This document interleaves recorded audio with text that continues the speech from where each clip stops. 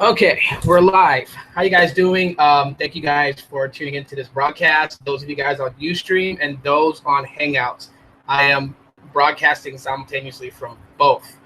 So if the quality gets a little messed up, it's because my Wi-Fi is not all that great, and I'm pushing hard on two different devices. So before we get into the main topic of this broadcast, this live stream, I did want to talk about a link that was shared with me last night. It was kind of cool, but it was at the same time it was like kind of hard to believe. So um, it was shared to me on Google Plus, and the website is unlockunit.com.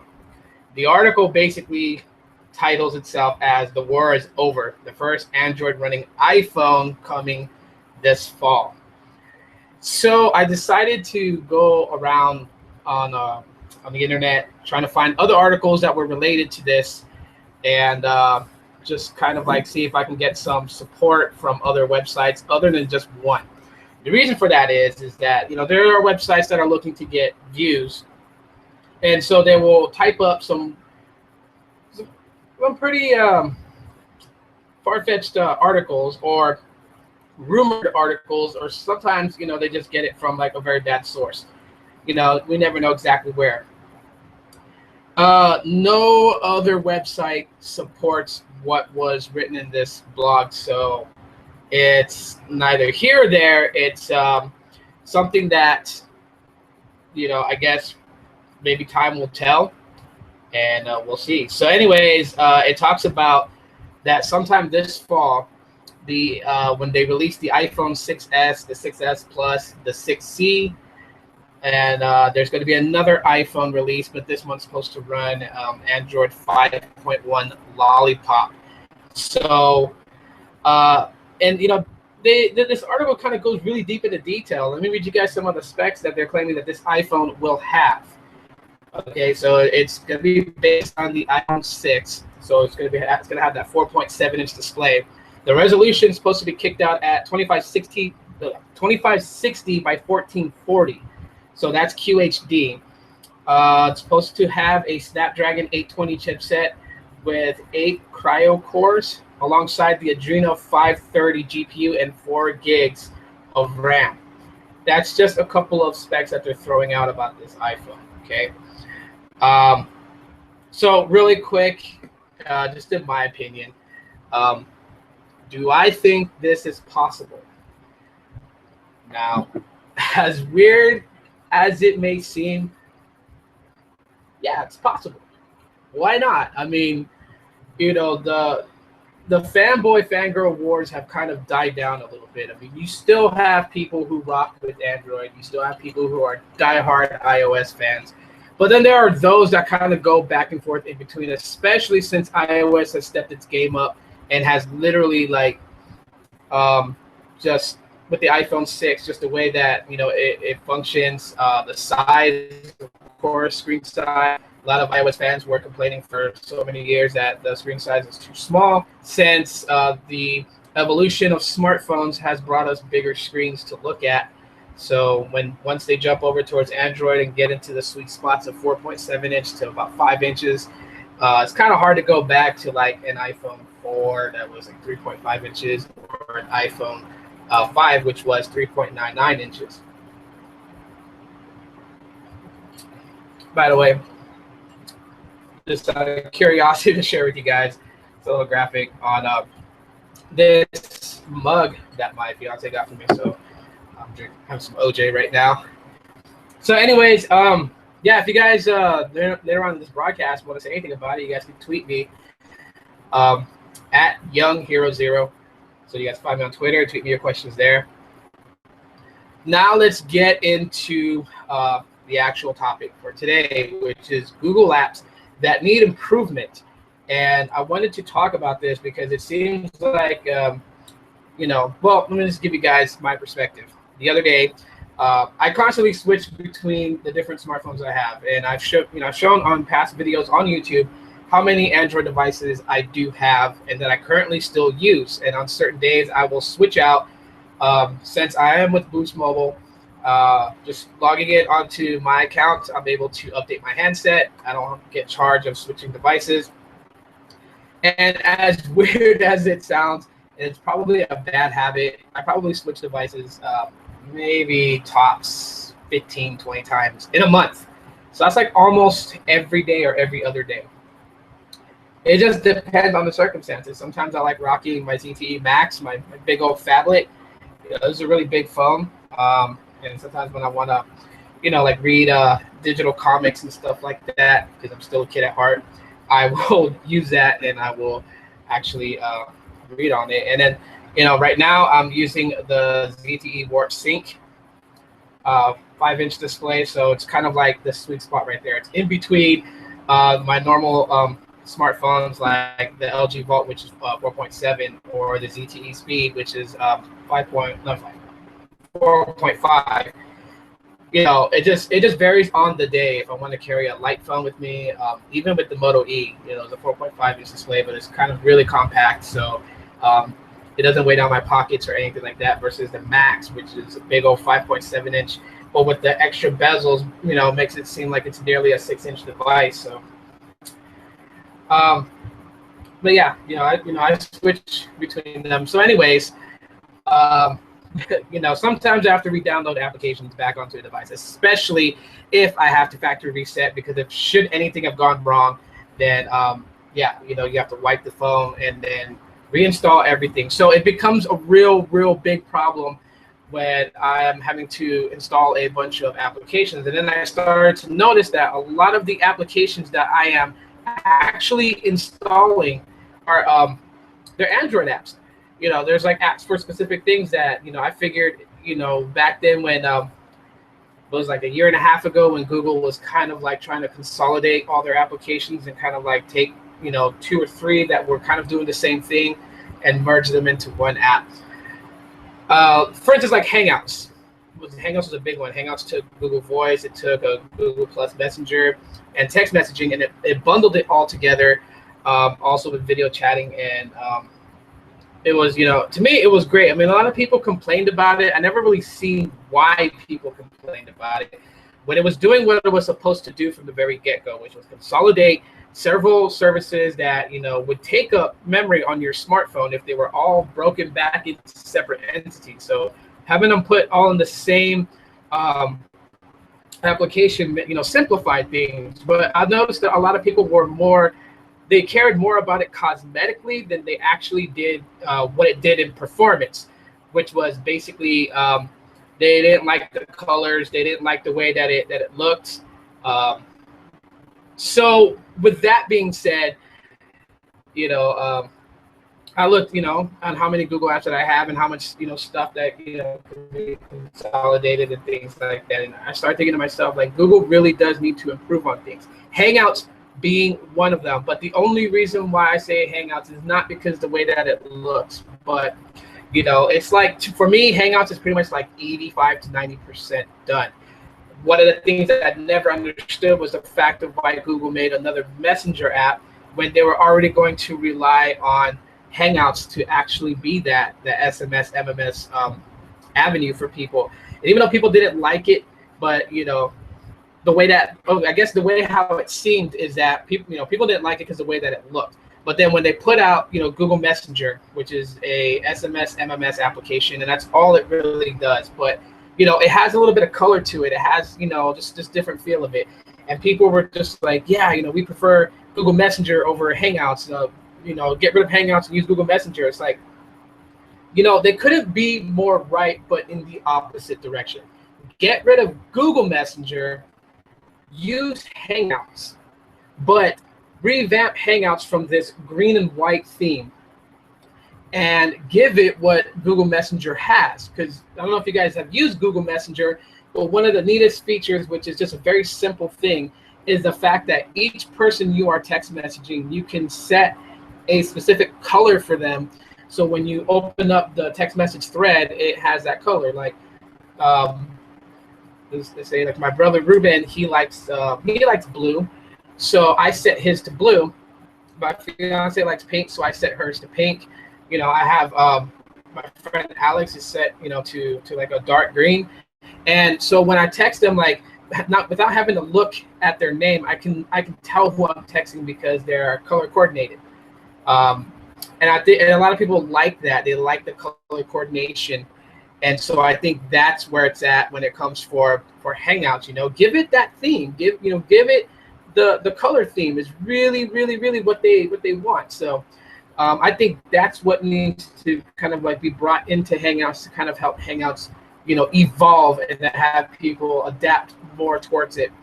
Another thing that they can actually do with the Hangouts mobile application is allow Hangouts over the air. I cannot stress this enough, how annoying it is that, if I'm somewhere, I can't do a live broadcast for my YouTube channel using Hangouts on air, as like I am at home right now doing it from my laptop right here. It is so hard, which is why I rely on Ustream. I was going to do YouNow, but YouNow just seems a little bit more kid friendly, like just some some weird trendy stuff there. And I figured, my geek culture nerd lifestyle is not really gonna, is just not for there. And Ustream is, a little bit more down to earth and has been around for a long time, which is why I chose to stream also on Ustream. It's besides Hangouts on air. But if Google was to take Hangouts on air and actually apply it to Hangouts mobile, where you can set up a live event and then stream live from your mobile device, that would totally kill it. That would make Hangouts 100% complete. And I'm sure a lot of people are going to appreciate that. Well, YouTubers will appreciate that. I really can't say for people who don't YouTube, because you guys have the ability to stream no matter what. And you can have a live Hangouts chat with multiple people at the same time using Hangouts in a group chat, and you can set up a group video chat, which allows you to stream to your friends and everything like that. I really wouldn't see why a person who doesn't have a YouTube channel and is not doing a show on YouTube would really need Hangouts on air. Just for the fact that, I mean, you could always like make your regular group Hangout video chats public so people can add themselves in.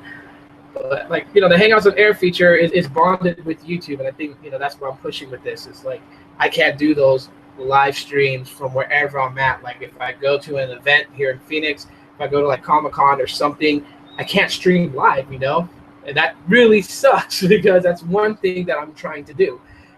If they ever open up this feature on Hangouts, then unfortunately, yes, you guys will see less streaming on Ustream. I won't be doing anything on there anymore because everything will be consolidated for me into one spot, and it would be great. So besides Hangouts needing improvements, Google Plus also needs some more improvements. It does look great. Some people don't like it, but for me, it does look great. It actually feels better, and it's a great social place for me to go to that is just away from all the Facebook norms. And I mean, it has its drama. Don't get me wrong. It does have its dramas, sometimes a little bit too much. And that's one of the improvements that needs to be done. Is I think that people that are on Google Plus, all the the tech heads need to chill out. They need to calm down.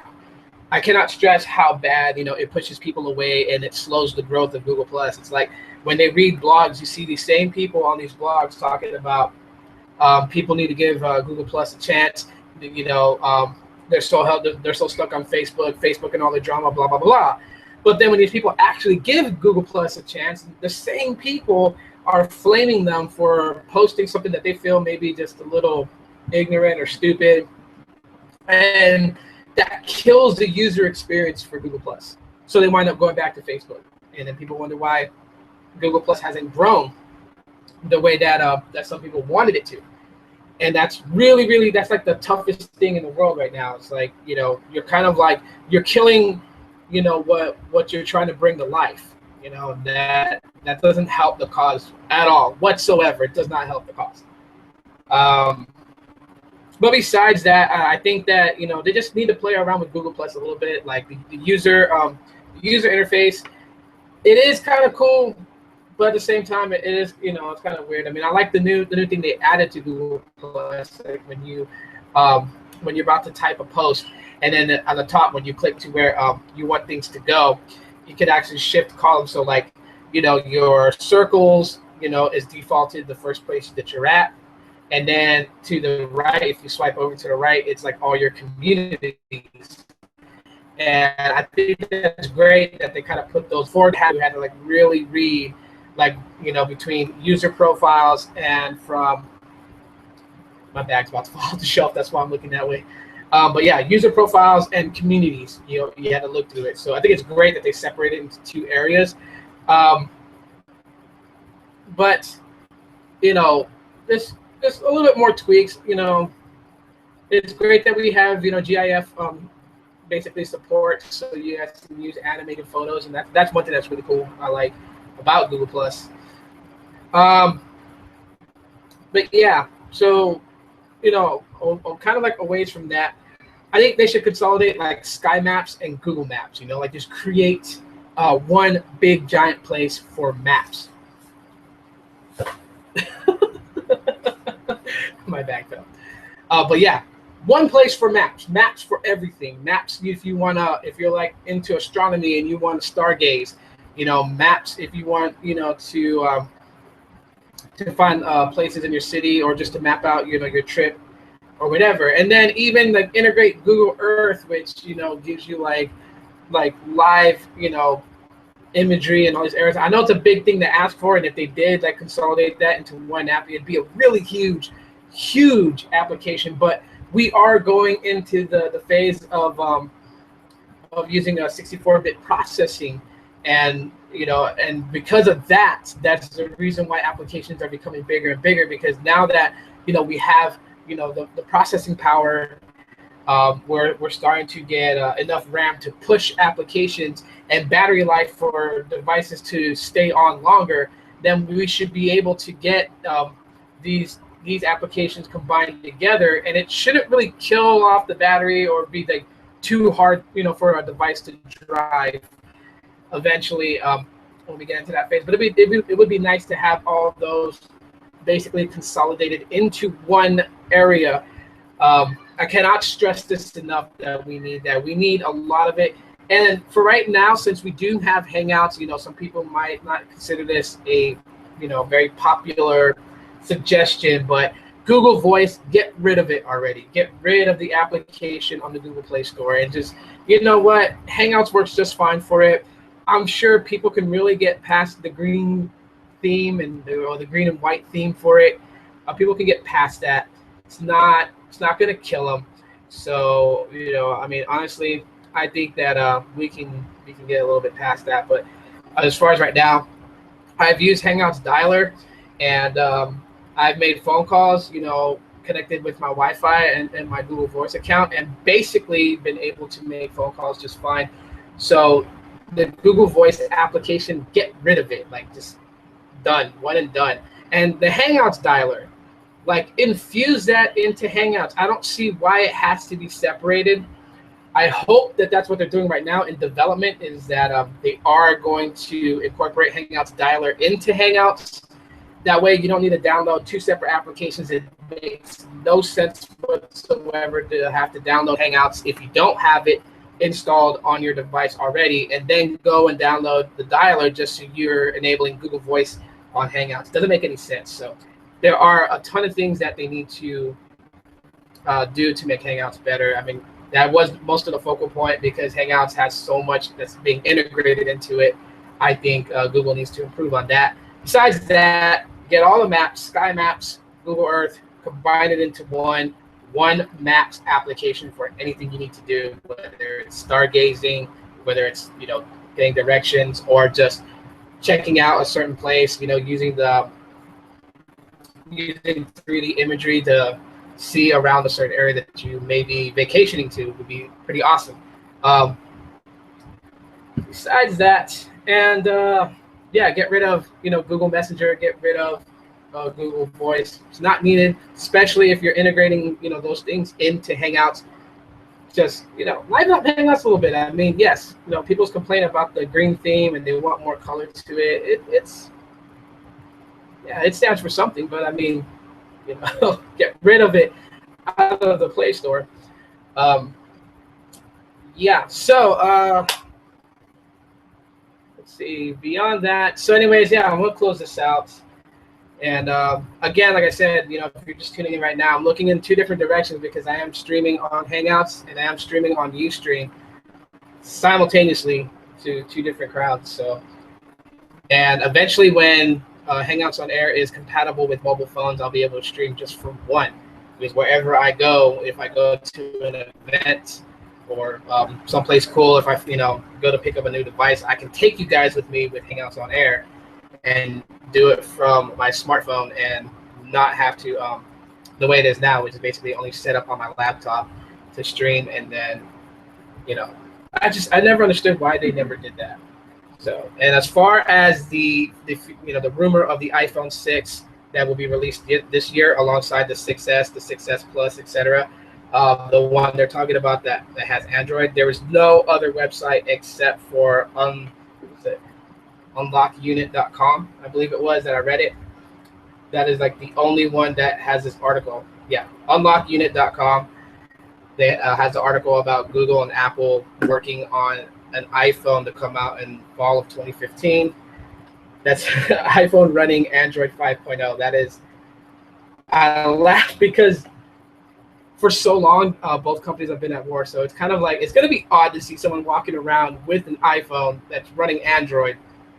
And then the Apple fanatics out there, if they were to kind of give those who support Android a hard time, and you have this one person who has an iPhone but is running Android, it's just like he's like in the middle. He or she would be like in the middle of everything. It's just like it's whitewashed. It's just no man's land. So, anyways, yeah, that is it for today's stream. So I hope you guys enjoyed it. Well, you guys are lucky enough. Those who caught it right now live are pretty much lucky. Everyone else will actually get to catch it on my YouTube channel. That's youtube.com/TechSavvyClan. Don't ask me why I named it that. That was like 3-4 years ago. I named it that, and it was just on the moment. So I've gone through so much transitioning and everything else with my channel. Yeah, so I'm going to skedaddle. I think you guys should too. Enjoy the rest of your day, evening, wherever you are around the world. Thank you guys for tuning in. It means a lot to me. And I will see you guys another time in another place.